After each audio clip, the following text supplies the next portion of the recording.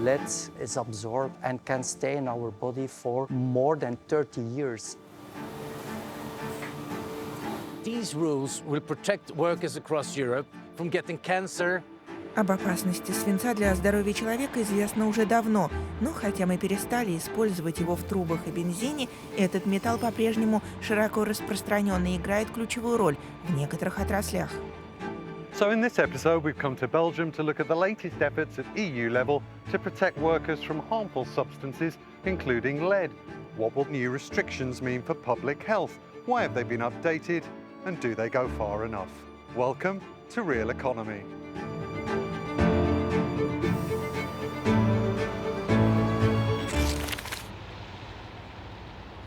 Автомобильные аккумуляторы, кровля, высоковольтные провода Европы ежегодно задействуют миллионы тонн свинца. Но что происходит, когда срок службы изделий, содержащих его, подходит к концу? Тогда на помощь приходят такие компании, как Campine. Одна из крупнейших в Европе фирм по переработке свинца, она извлекает и повторно использует огромное количество металла на своем главном заводе в Бельгии и на заводах во Франции.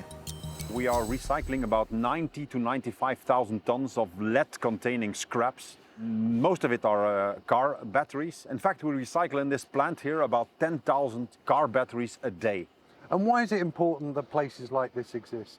Well, you know, if we wouldn't recycle those batteries, they would end up somewhere in a dump, which is obviously not that good. And by the way, the industry needs the lead, so it means that we would need to get lead from the mines, which either are in Europe or probably outside of Europe, which is, again, not that good for the environment. Campine играет важную роль в сокращении горы отходов, но свинец очень опасен. Поэтому предприятие серьезно относится к защите своих работников, опираясь на строгие протоколы безопасности, включая регулярные анализы крови.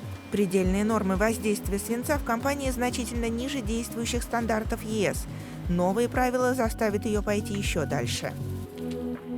We were well aware about these new regulations, and we were working, of course, already for a long time into this direction. But of course, we will have to work further, but we will get there. Новые правила по свинцу обновляют предыдущие ограничения ЕС от 1982 года. В частности, снижается биологический предел воздействия с 70 до 15 микрограммов на 100 мл крови. Почему принято такое решение и почему именно сейчас? The health effects of lead are known for a long time, but now we have more data indicating that these health effects also happen and occur at lower exposure levels. So we need to bring these levels down to prevent chronic disorders like, for example, cancer. Есть данные ученых о том, что беременные женщины, контактирующие со свинцом, в группе особого риска, поскольку металл может влиять на развивающийся плод. Профсоюзы приветствуют новые правила, настаивая на том, чтобы их применяли на всей территории ЕС.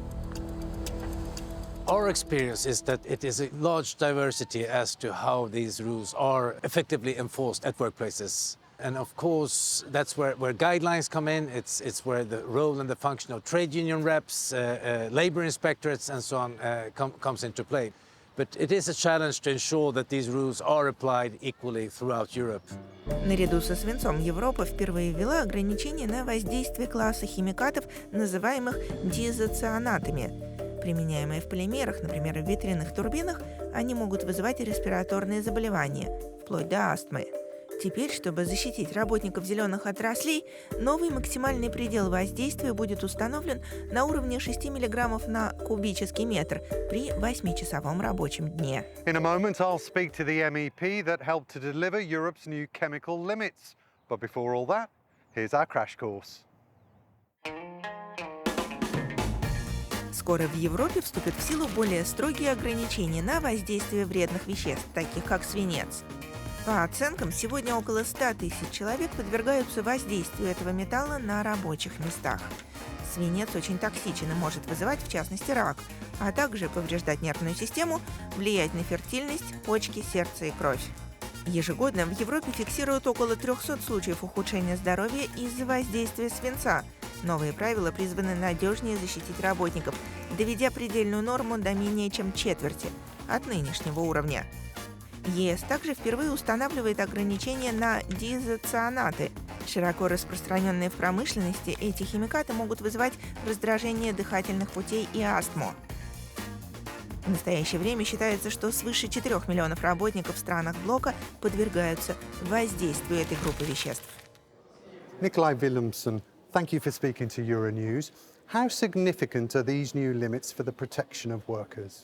These are very significant. We are talking about that human lives will be saved, less workers will get sick from going to work, less workers will die. What we are doing is that we are revising for the first time in 40 years the limit value on lead, but we're also for the first time ever introducing a limit value on dicyanides. This means that metal workers, industrial workers, those who are making the wind turbine, who are making the batteries, those actually in the forefront of the green transition will be better protected due to this legislation.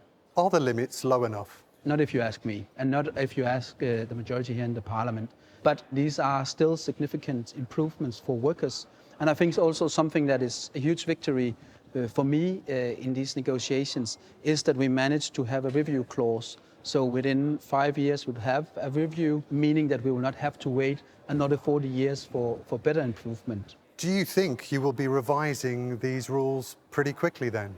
That's of course important because we know there's always new technologies, there's always new things coming forward that shows that these harmful substances do more harm than we actually think. And the fact is just that now we're taking a significant step and we need to make sure that we don't have to wait decades again before further steps can be taken.